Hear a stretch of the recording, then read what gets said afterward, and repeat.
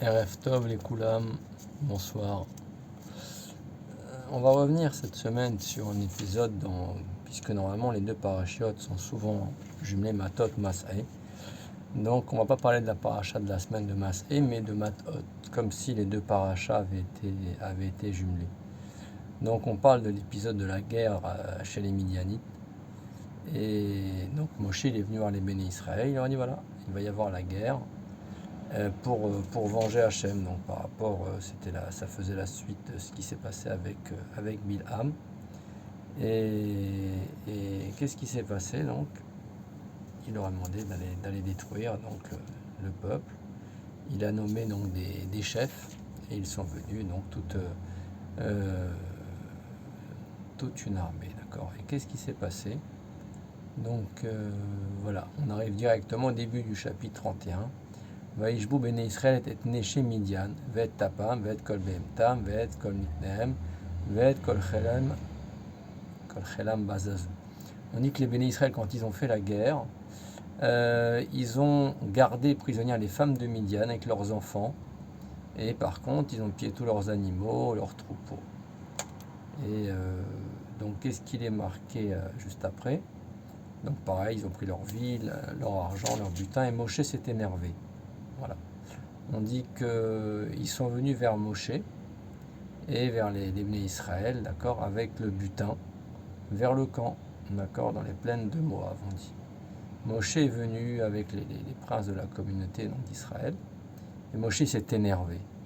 Vaïtsu Moshe, Vaïktsof Moshe, al Pekoudé Echaïl, Saré Alafim, Saré Meod, Abaïm.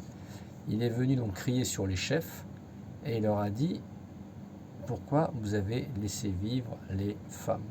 Il s'était irrité donc sur les chefs quand Moshe est sorti avec Éléazar. Et donc, comment il est écrit après, voici ce sont tels qui ont été pour les filles d'Israël.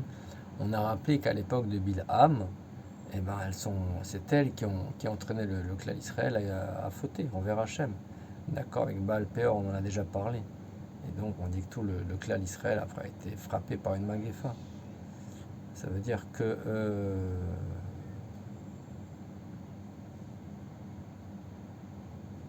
voilà, là on en a déjà parlé, la principale faute qui peut toucher les béné Israël, on dit donc c'est Zima, c'est la débauche. Alors on s'étonne beaucoup parce qu'on vient de poser la question, sauf Moshe al Pekoudé Chaï, Vayomer Aleem, Moshe Echiitem Kolanekeva. Donc il s'est énervé. Bien sûr, encore une fois, encore une loi qu'on apprend d'ici. Et Chiitem Kolanekava, il est venu parler au béné Israël. Vous avez sauvé les femmes? Quoi, il ne savait pas exactement ce qu'il en était. Très important, on en a déjà parlé, c'est une grande leçon. Quand quelqu'un, un de nos proches, ou notre enfant, ou qui que ce soit agit mal, on ne va pas lui dire: t'as fait cette avéra, t'es un pourri, t'es une crapule, un voleur, un rachat. Non. Vous pouvez me confirmer d'abord? Le maasé doit être confirmé. Et quand eux ont confirmé effectivement, nous avons sauvé les femmes, alors Moshe s'est énervé, très brutalement. Alors on va réfléchir sur une notion, pourquoi je voulais qu'on parle de la paracha Matot, même si c'est plus celle-là qu'on regarde cette semaine, parce qu'il y a un point clé qui est ramené ici. La Gemara nous explique que, juste pour introduction, Resh Lakish, il dit que si une personne elle s'énerve, elle perdra toute sa chorma directement. D'où on apprend ça, c'est pas des jolis mots, de dire attention à ce qui va t'arriver, hein, tu vas être puni, hein, non. Parce qu'on dit que quand Moshe s'est énervé, alors il est marqué comme ça, et Éléazar à Cohen a dit: voici la loi qu'Hachem a ordonnée à Moshe, Asher Tiva et Moshe. Qu'est-ce qu'on tient de ce langage? Vous savez, pour ceux qui étudient régulièrement, comment de chaque mot, on peut à chaque fois tirer des drachotes, des enseignements. Qu'est-ce qu'on apprend d'ici donc? Qu'il a fallu qu'Hachem vienne parler à Moshe pour lui apprendre cette loi. Rabba Bar Ravuna, il nous dit de la même manière, celui donc, qui serait prêt à maîtriser la Shrina, il va oublier tout ce qu'il a étudié. D'accord? Encore une deuxième preuve. Voilà l'effet. C'est-à-dire qu'une personne, tout le travail qu'elle va faire sur ses midot, si jamais elle va venir s'énerver, voilà ce qui va se passer après. Donc on apprend de cette paracha que Moshe s'est mis en colère Et même lui, aussi grand soit-il, primo, aussi grand soit-il, lui aussi il a pu se mettre en colère. Et deuxio, avec toute sa petite coûte, la référence pour nous, on apprend qu'il a oublié sa Torah, Moshe Rabbeinu, qu'il a fallu qu'après Hachem revienne le voir. Alors, on va se poser plusieurs questions déjà, donc essayer de comprendre, si on peut juste tirer de ce Dvar Torah un petit peu un enseignement, essayer de mieux comprendre la colère qui nous envahit à tous, un jour ou l'autre. Là, c'est pas que moi, je pense qu'on est tous concernés par ce problème. Même si des fois, on n'ose pas inclure les autres dans un problème, mais là, non, c'est certain. Tous autour de nous, on est concernés par ce problème, par cette faiblesse. Qu'est-ce qu'il y a de tellement grave dans cette avéra? Et surtout, ce qui nous intéresse ce soir, c'est bien joli de parler de tout ça, mais si on peut juste tirer un enseignement pour essayer à l'avenir de ne plus se mettre en colère. Donc on explique que le Rav Friedlander, Chaim Friedlander dans son livre Siftei Chaim, il nous explique qu'une personne qui serait frappée par la colère, elle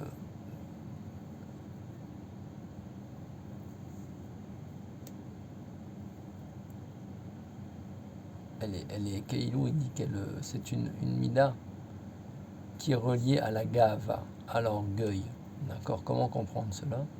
Il explique que en réalité, voilà, essayer de comprendre qu'est-ce qui peut déclencher la colère chez une personne. Ça veut dire qu'elle va être frappée dans sa personne elle-même. Qu'est-ce que ça veut? Comment comprendre cela? De dire que en réalité, une personne, elle va être frappée intérieurement. Écoutez bien ça, c'est ce que j'ai compris en préparant ce Dvar Torah. Un petit exemple. En réalité, quand on regarde de l'extérieur une personne qui se met en colère, très souvent on trouve ça ridicule, on ne comprend pas du tout sa réaction. De l'extérieur, on comprend rien, Karaspanim. Et en réalité, j'ai trouvé un petit exemple intéressant là, dans ce Dvar Torah. On explique, entre autres, que la colère, à quoi elle est liée? Elle est liée par des événements qui se passent autour de nous et la gravité, l'intensité qu'on va en donner. Ça veut dire quoi? Je trouve un exemple très simple. Si moi, on me touche mes affaires personnelles, on vient me casser ma voiture, ma montre, des affaires à moi, ma réaction, si je n'ai pas travaillé grâce à ce Dvar Torah, avant que vous ayez écouté ce Dvar Torah, comment on aurait réagi? Eh bien, je vais réagir très brutalement. Je vais plutôt me contrôler. Rien ne pourra me retenir. Maintenant, si je vois qu'on casse les affaires d'un ami à moi, là, je vais réagir de manière beaucoup plus sirli. Ça veut dire, si c'est vraiment un ami qui m'est proche, on parle, je vais quand même vouloir faire la justice, mais je ne vais pas commencer à entrer dans une colère qui est ce qu'on appelle être hors de moi. Alors, comment comprendre cela? Les mêmes affaires à moi, si on me les touche, je vais hurler, je vais entrer dans une colère folle, mais si maintenant on les touche, on touche les affaires à un proche à moi, là, je vais quand même vouloir faire justice. Voilà, mon ami n'est pas là, il a laissé son vélo, je vois quelqu'un qui touche. S'il te plaît, tu peux laisser ce vélo? Il le fait tomber. Dis-moi, tu peux le ramasser tout de suite? T'as vu ce que tu as fait? Maintenant, si c'est mon vélo à moi, est-ce que je vais prendre le temps de lui parler de cette manière? Beaucoup plus violent. Bruce Lee, Karate Kid, Krav Maga. Tous mes cours vont me revenir à la tête, mes années de judo. D'un seul coup, d'un seul. Aucune tolérance, rien. Je veux sa mort, c'est fini, peu importe la gravité de ce qu'il a fait, je ne me retiendrai pas, il n'y a rien à mesurer. Donc ça, c'est la première chose dont je voulais vous sensibiliser, que j'ai appris ce soir. Maintenant, comprendre, essayer Keilou, quand on dit cette colère, je me mets hors de moi, se dire non, justement, rester en moi, mais arriver à juger la chose comme si ça touchait quelque chose qui appartient à l'autre. D'accord? Donc, hors de moi, non, être intérieur, mais l'objet comme s'il était extérieur. Vous voyez un petit peu le parallèle, comment réagir. Donc,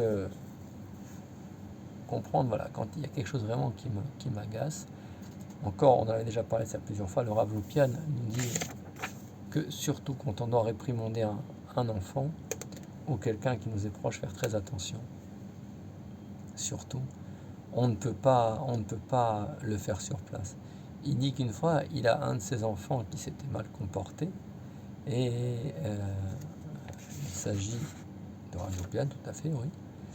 On dit qu'il a dû patienter 2 semaines pour pouvoir vraiment corriger cet enfant et le gronder objectivement, sérieusement. 2 semaines. Mes amis, on parle de Rab Eliyahu Loukian, pas d'un petit voyou du coin de la rue, d'accord? Tout autant qu'il est, il s'est dit je ne peux pas réagir. Pendant 2 semaines, je ne serai pas objectif du tout.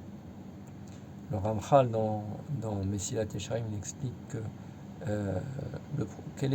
on va aller un peu plus profondément pour comprendre la colère, comment elle fonctionne, ce mécanisme. Il explique que une personne en temps normal, et j'ai toujours été impressionné par des rabbinim autour de moi, je ne vais pas citer de noms, ceux qui me sont proches ou commencer à les connaître, des fois les voir peut-être irrités par des propos d'une personne, mais rester excessivement calme. Mais c'est pas juste yoga, rester zen. Non, ça veut dire même leur manière de parler, leur objectivité dans leurs propos va rester la même. Ça veut dire c'est pas juste je me retiens. Non, c'est pas ça. La personne, elle a fait, c'est pas juste ça. Ça, c'est la première étape. C'est déjà bien, premier apprentissage. Non, beaucoup plus. La personne, elle a fait un travail sur elle-même, très important, pour arriver à rester totalement elle-même et non pas hors de moi, comme on a dit. Ça veut dire, le bateau, il y a des vagues, il n'est pas du tout perturbé par ces vagues. D'accord? Il continue par sa puissance, par sa grandeur, par son énergie, son moteur, à pouvoir continuer à naviguer sereinement. D'accord? Ça, c'est une personne qui a ce qu'on appelle une carapace. Souvent, je me suis demandé ce que ça voulait dire. C'est une personne qui, malgré les événements qui arrivent de manière brutale, espèce d'idiot, bêtise, on le bouscule de manière verbale, on le bouscule de manière physique, et bien malgré tout, la personne va rester calme. Il est arrivé, nous, un grave événement, ça, j'avais été marqué une fois par une personne qui assistait à un enterrement de quelqu'un qui lui était proche, nous, et je voyais son visage vraiment comme quelqu'un, elle était restée sereine pendant la lévaïa de cette personne, et pourtant c'était quelqu'un qui lui était très très proche, pas de cris, pas d'hurlements, elle avait un visage serein. Alors ça peut paraître bizarre, on va dire elle est insensible, elle est un peu bête, elle est indifférente. Non, je connaissais la relation qu'elle avait avec cette personne qui nous avait quittés, qui était Nifteret. Une relation très très forte, vraiment pas juste qu'elle l'appréciait, non, vraiment une relation, j'ai oublié le terme, mais vraiment très proche de cette personne. Une relation fusionnelle, les amis. Et malgré tout, je me rappelle, elle était arrivée à rester totalement sereine. D'accord? Peut-être parce qu'elle avait un niveau excessivement élevé au niveau de sa yadout, de sa religion. On arrive à comprendre que peut-être que la personne est partie vers un monde meilleur. Ou alors non, simplement par un travail, ou alors les deux. Bien sûr, ça va de pair, simplement par un travail sur elle-même, d'arriver à contrôler ses instincts et ses pulsions, pas comme le font les goïms, se mettre à hurler, à pleurer, vraiment des réactions un peu brutales. Donc ça, c'est le premier point, comprendre un petit peu comment fonctionne la colère. La Gemara Nidaïm que tout le monde connaît dit qu'une personne qui se met en colère, on dit que toutes sortes de guénomes dirigent cette personne. Et de quoi on parle? On dit qu'en réalité, le guénome, ici on parle des mauvaises minotes d'une personne. Elle va être envahie d'un seul coup par toutes les mauvaises minotes qui vont l'empêcher donc forcément de pouvoir avancer vers le Olam Haba. Deuxième point, donc ça on a expliqué un petit peu donc comment fonctionne la colère.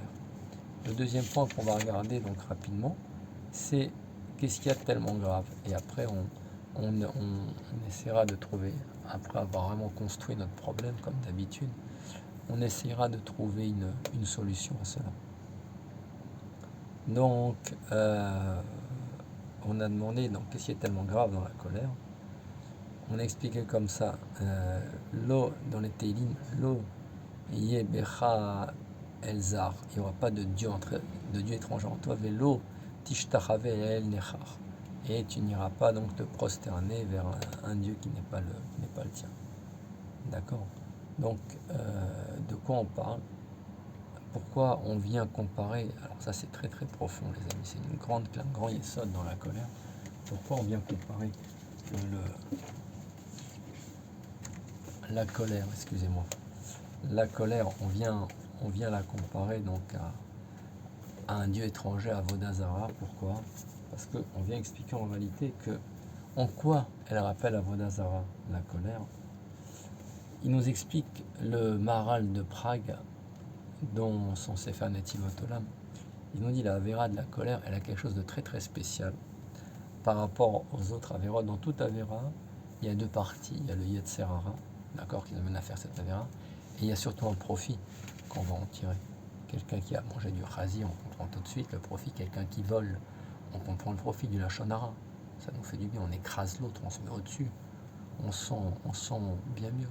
Aussi bien une Avéra qui serait faite spirituellement que matériellement, on voit une totsa, on gagne quelque chose, on voit qu'est-ce qu'on gagne. Par contre, le grand yesod qu'on voit ici, pourquoi plusieurs fois on vous dit que celui qui se met en colère, Keilou, il fait Avodazara, il sert des dieux étrangers, pourquoi? Alors maintenant, vous pourrez poser la question à une personne, vous verrez que beaucoup ne sauront pas trop vous répondre, mais vous aurez la réponse, Baruch Hashem, vous ayant écouté un petit peu. C'est de comprendre que le danger de la colère, c'est qu'en réalité, il n'y a pas de totsa. D'accord? C'est pour ça qu'on parle d'Avodazara. Avodazara, Baal, Péor et autres, quand on parle ils se prosternent entre autres devant des excréments. Arriver à comprendre un petit peu la totsa, tout ça, c'est difficile. Ça veut dire que, en quoi c'est Avodazara de se mettre en colère? Il n'y a rien à gagner. Et je me rappelle souvent dans les Sifrei Moussa, d'écouter des drachot sur la colère, on disait la personne, quand on va la voir, on dit pourquoi tu t'es mis en colère? Quand elle se calme, parce que attention, ne jamais essayer de calmer quelqu'un pendant sa colère. Ça peut être très dangereux puisque il y a des dieux étrangers, il a des forces, il déclenche des réactions totalement imprévisibles. Donc quand on allait lui parler après, il nous disait c'est plus fort que moi. Shno Adam, Basistos, c'est quoi c'est plus fort que moi? C'est qui ça? Il y a quelqu'un qui est plus fort que toi qui agit à ta place quand tu te mets en colère. Qu'est-ce que ça veut dire cela? On l'a expliqué maintenant, on l'a compris. C'est qu'en réalité, la colère, Kelzar, ça veut dire que le danger, c'est qu'il n'y a pas de limite. Quelqu'un il vole, quelqu'un il tue, quelqu'un il mange quelque chose d'interdit, avec son goût ou autre. Il y a quand même un gvoul à la chose, une limite. Mais là, le danger, pourquoi c'est une avéra très dangereuse, qui est très très masie, qui abîme beaucoup? Parce qu'il n'y a pas de limite. Il n'y a rien, la personne, elle n'a pas de limite, elle n'a pas de gvoul. Donc c'est ça qui est très dangereux. Quand quelqu'un s'énerve, ça peut être très très dangereux pour son entourage. Ça c'est la... Donc maintenant, on a expliqué par rapport à ça que c'est comme Moshe Rabbeinu, c'est sur quoi on est parti, la personne qui s'énerve. On a dit le grand danger, c'est qu'elle peut oublier donc sa Torah. On a expliqué entre autres, on a vu qu'Hachem a dû venir expliquer des lois à Moshe comme s'il les avait oubliées.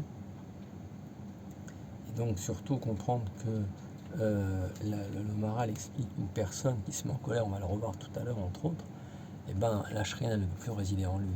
Donc forcément tout son limut Torah, il va s'en aller. D'accord? Le Maharal explique que la Chorma, très très important, ça aussi encore un autre yesod que je voulais vous dire, mis à part le danger de la colère, sur quoi elle est fondée, une personne qui se met en colère, elle perd sa Chorma. C'est-à-dire quoi elle perd sa Chorma? C'est quoi la Chorma? La Chorma, retenez bien ça, parce que souvent on définit Chorma, Bina, Badat, la compréhension, la sagesse, le savoir.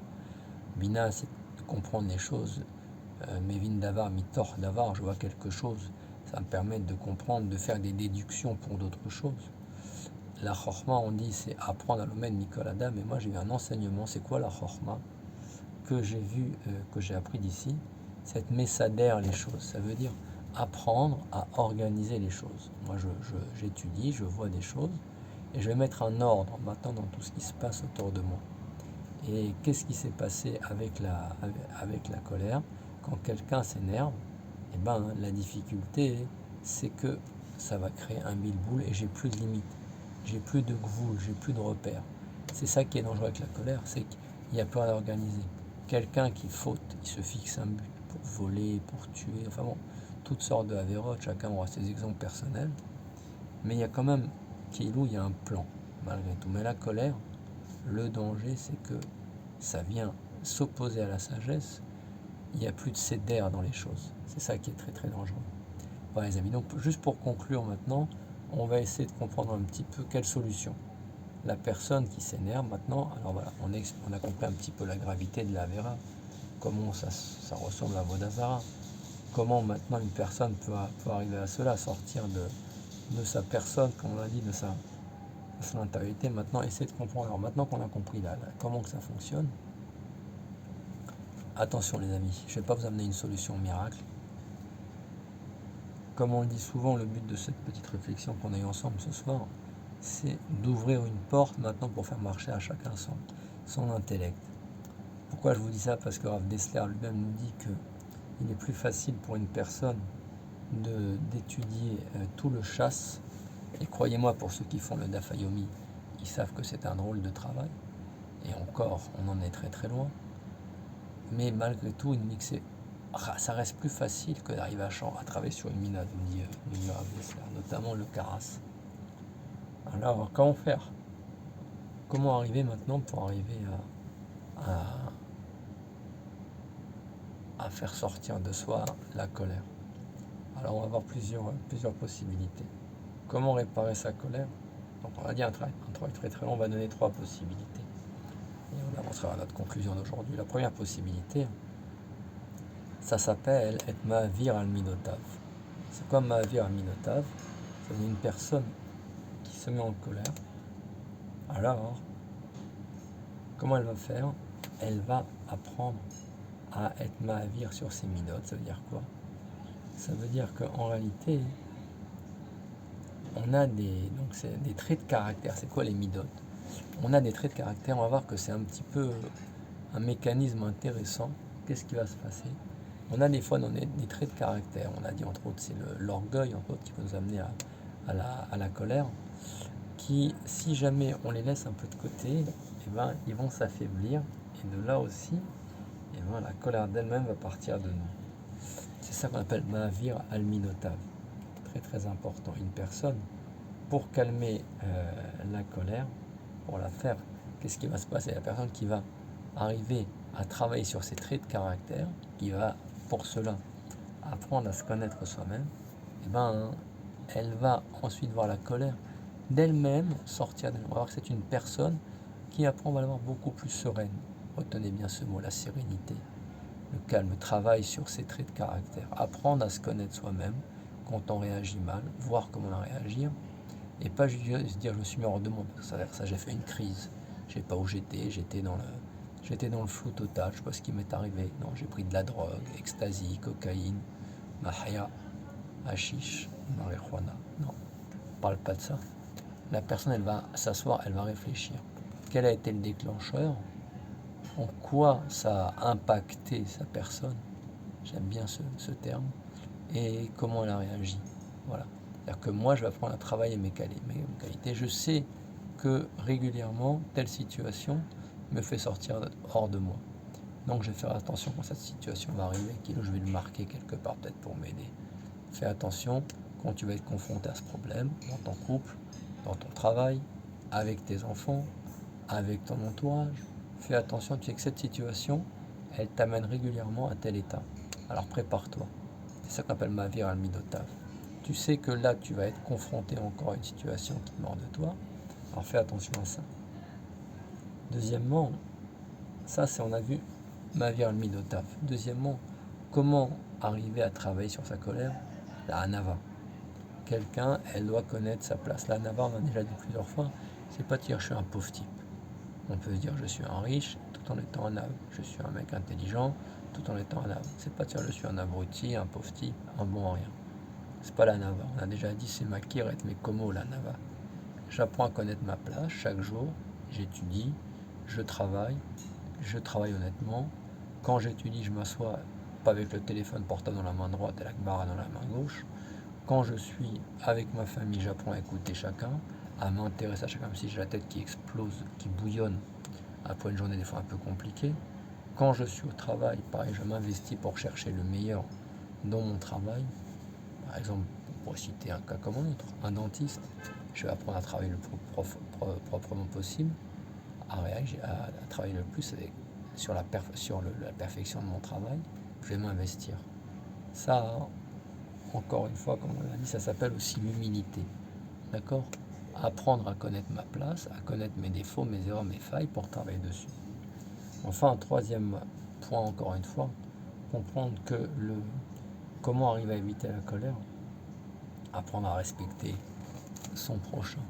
Parce que forcément, la colère, c'est pas face à un mur. Sinon, il y a un problème, comme on l'a déjà dit, il faut aller voir un psychiatre. Ça se réglera plus en étudiant.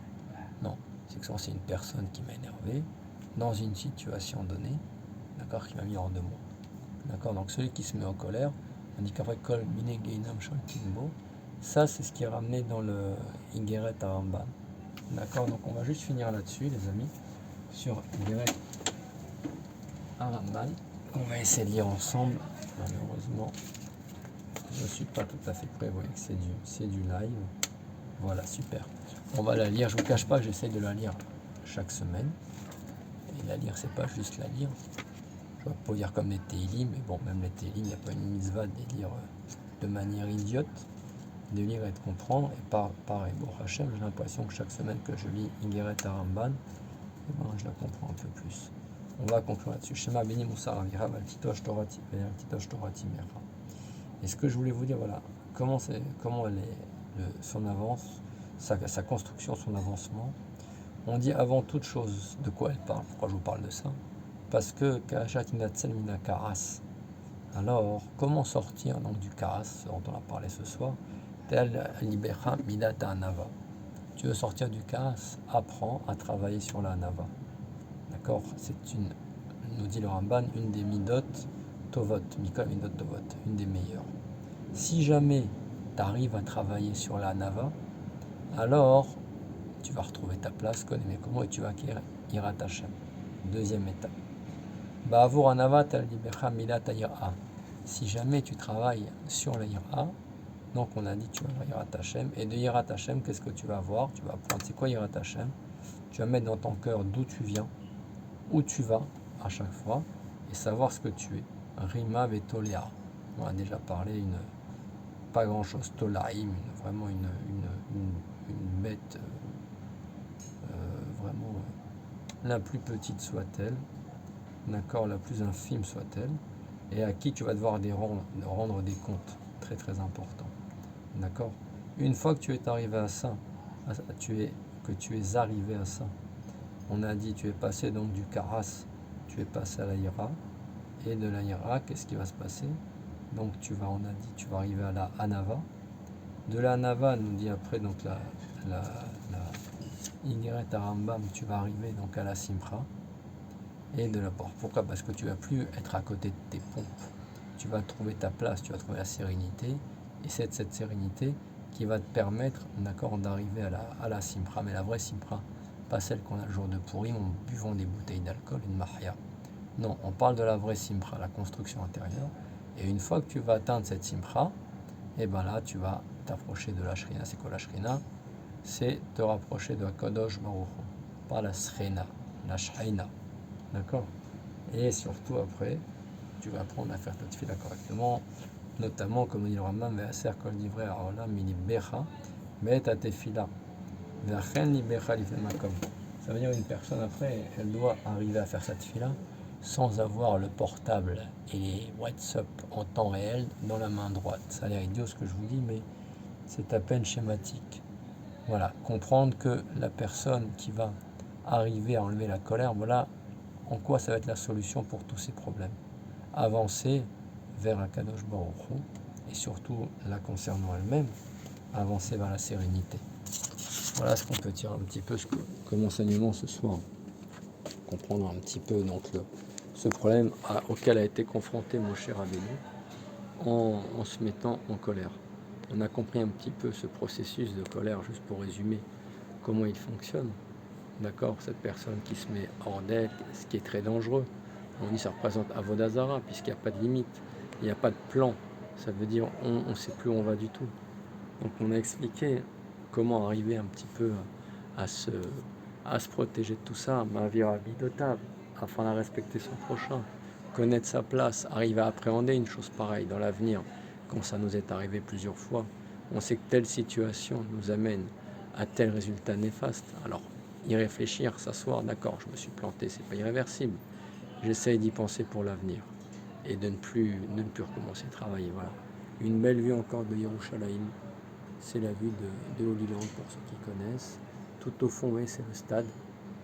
D'accord, le stade Teddy, en bas de Jérusalem. Donc, Bezrat Hashem, je vous souhaite à tous un très très bon Shabbat. La semaine prochaine, on évoquera un petit peu le Ta'anit Tisha B'Av. Et Bezrat Hashem, que cette semaine, elle passe pour nous tous très très vite, sans problème, sans casse. On sait que c'est une période difficile pour le clan d'Israël. Donc qu'on y fasse attention, qu'on fasse notre introspection et qu'on apprenne à ne pas se mettre en colère pendant cette période. Shabbat Shalom Lekulam Kol Tov.